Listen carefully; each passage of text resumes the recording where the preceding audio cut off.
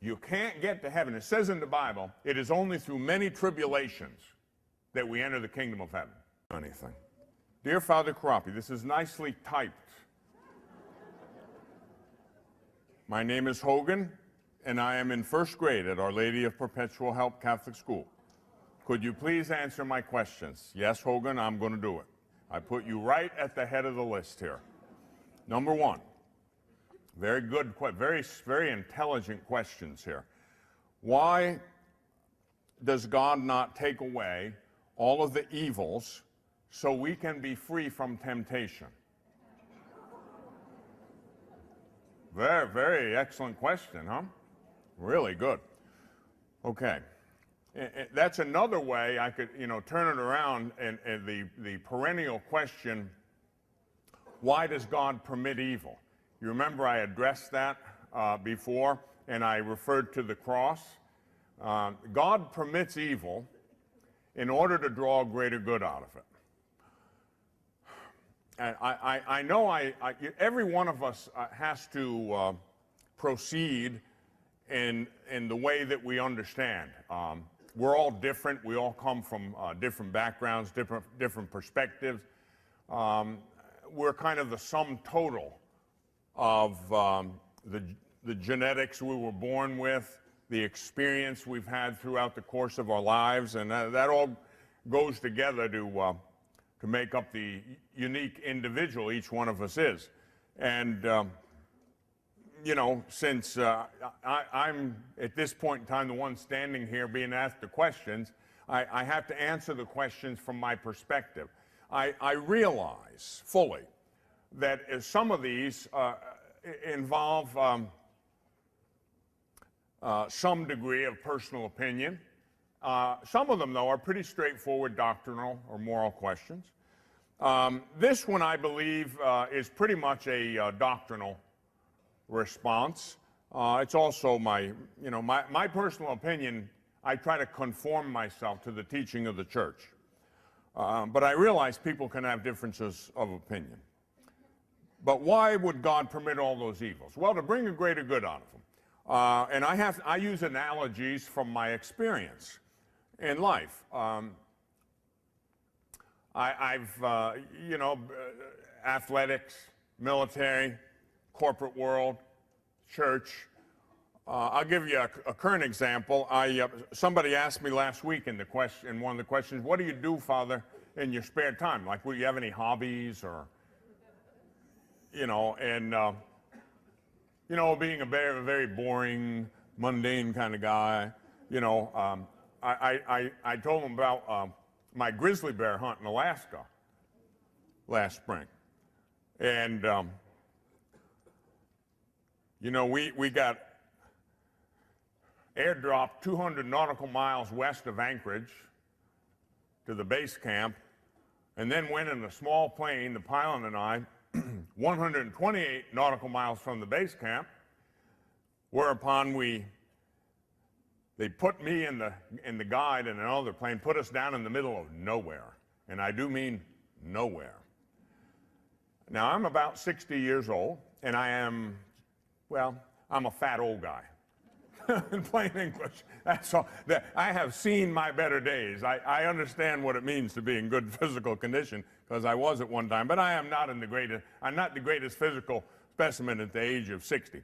So the guide and I each had a 75-pound pack, rifles, and we proceeded to stalk the grizzly bear, get the grizzly bear, skin the grizzly bear, and put the 138-pound grizzly bear hide in the pack, and everything else from both packs into one pack, so the packs were about 140 pounds. On 6 feet of rotten spring snow, on snowshoes, 12 miles from camp. It took approximately 16 hours of the most grueling physical effort.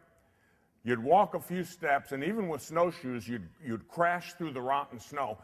You'd end up to your chest or your neck in snow with snowshoes on, with a 140-pound pack on.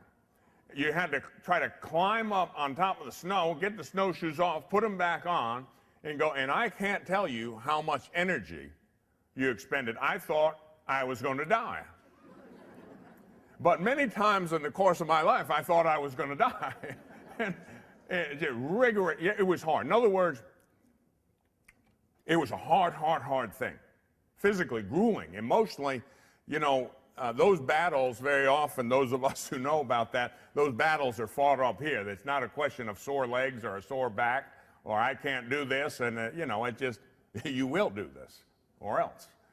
And so we did. And when I got into camp, and that was a fantastic, as hunting trips go, fantastic. The hardest one I have ever had, the most physically grueling.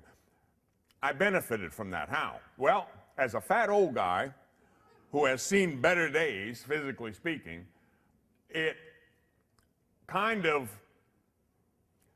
reminded me that I can still do it a little bit. You know, I can still make it, even though I'm not as young as I used to be. I'm overweight. I'm not in the kind of shape I used to be. It was brutally hard, and it was just what I needed. Because, you know, as you get older, sometimes you can start losing your self-confidence. You know, and it carries over into other areas. Why do we go through evil things? To bring a greater good out of it. You know, you can say being physically exhausted within an inch of your life is an evil thing. But what's the good that comes out of it?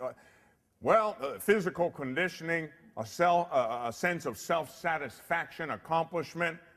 I would not, if I were a parent, I would never fail to not only permit, but to facilitate my son or daughter going through hard things, difficult academic preparation, sports that really taxed them, that taught them what it means to strive and struggle. These things are important. They build character, okay? So why doesn't God take it all away? Because we'd end up as spineless, heartless, soft, wimpy people, incapable of accomplishing anything that's good. Why does God permit a soldier to go through hell serving his country and he manages to live through it, or maybe not, and gets decorated highly? No pain, no gain. No cross, no crown. No battle, no medal of honor, or whatever other commendation it may be. You can't get to heaven. It says in the Bible, it is only through many tribulations that we enter the kingdom of heaven. So why doesn't God just, he loves us. That's why he doesn't just take it all away. He wants us to fight the good fight. He wants us to be able to share in the glory that's brought about through the struggle. Okay? So that's just kind of my perception of that.